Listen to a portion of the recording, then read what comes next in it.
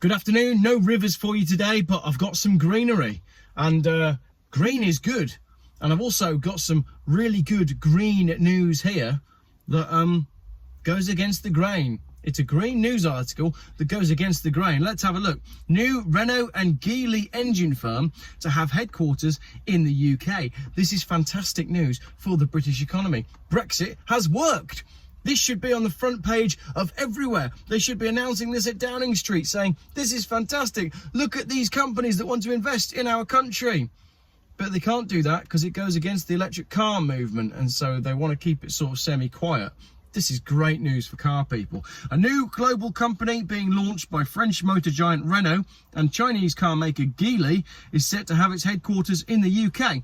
Park everything that I've said about stuff being made in China, because all of that stuff still stands, and let's just look at this article. The firms will invest 7 billion euros to develop low emission petrol, diesel and hybrid engines. This, ladies and gentlemen, is a big investment in the past in internal combustion. It will employ 19,000 workers at 17 engine factories, as well as 5 research and development hubs. The deal comes even as much of the global motor industry is shifting its focus to developing electric vehicles.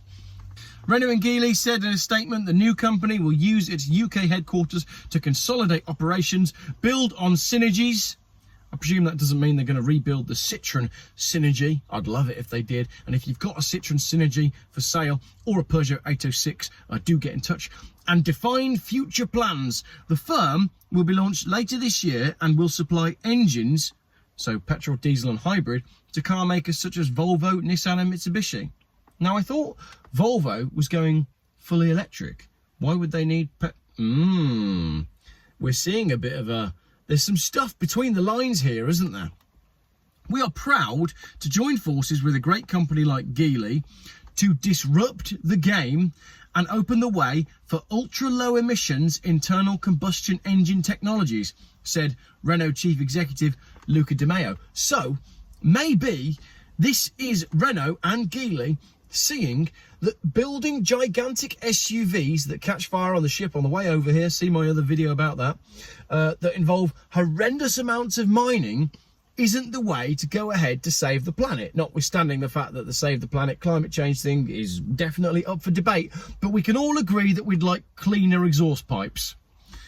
In order to get cleaner exhaust pipes and to use less stuff and do good by the environment, what we need is small, clean, petrol, diesel, hybrid vehicles that are lightweight and do massive miles to the gallon.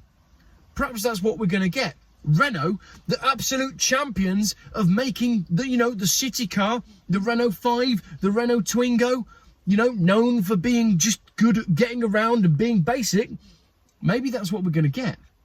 Maybe this is the beginning of a return to simplicity. Maybe this is the beginning of a return to sensibility. Small, lightweight cars that do 70, 80 miles to the gallon and don't cost a fortune. Come on, Renault and Geely, give it to me. It's what I want. Geely Holding Group Chairman Eric Lee added that it planned to become a global leader in hybrid technologies, providing low-emission solutions for automakers around the world. The firms also said Saudi energy giant Aramco may join the venture and that it was evaluating a strategic investment. Aramco, which is the world's biggest oil and gas company, is a major emitter of greenhouse gases that contribute to climate change. But as the world's biggest oil and gas company, probably want to keep petrol and diesel going for that bit longer. So I'll admit there are some pretty bad actors involved here. We've got Geely, Chinese company, China, not exactly great at human rights and environmental issues. And we've got the world's biggest oil and gas company, not exactly great at environmental issues, who just happen to be a Saudi company, not exactly great at human rights and environmental issues. But the Saudis are all right, aren't they? Because even though we know that they're terrible at human rights, we keep selling weapons to them. And if the government says it's okay to sell them weapons, then they must be all right to deal with. Earlier this year, Aramco's president and chief executive Amin Nasser said the company would increase its investment in lower carbon technologies. The Renault-Geely deal comes as demand for electric vehicles continues to grow in countries around the world, including the UK, despite the work of YouTubers such as Geoff Buys Cars and the Macmaster. However, a typical new electric vehicle is still more expensive than an equivalent petrol or diesel car. Unless it's a year old, in which case the prices drop like a rock and you're better off buying the electric one because it's far cheaper than the equivalent petrol, because they do not hold their values, because they're crap and people don't like them. Doesn't say that in the article. In recent years, a Hangzhou headquartered Geely has also been investing in making EVs. Yeah, we know that Geely make EVs. And a decade ago, it bought the Coventry-based London black cab manufacturer London Taxi Company. And in 2017, the cab maker was renamed the London Electric Vehicle Company to highlight its focus on the EV technology. It developed London's first electric black cab, with around 5,000 of the vehicles now on the capital streets. So, what do we have then? Renault and Geely partnering to make actual real engines. Good news. Geely, Chinese, partnering with Aramco, Saudi. Not so much good news. Is this a Chinese company getting involved and taking over in Britain? I don't know. Great news for jobs. Great news for the economy. Great news for motoring people that like cars. Great news for people that have said for some time that the electric vehicle isn't the answer.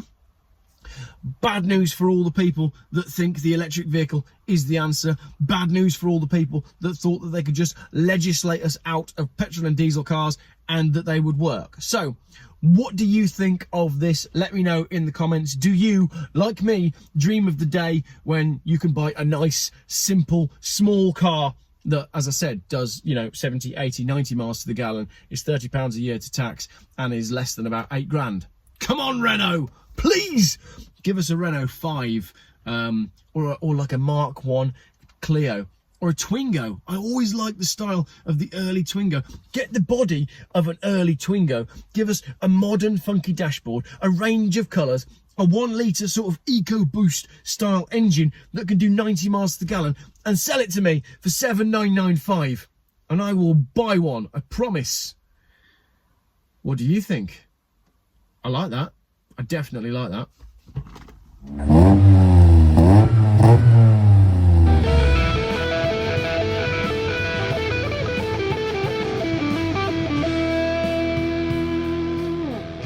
Geoff buys cars. Still, YouTube's most boring car and conspiracy and conversation channel.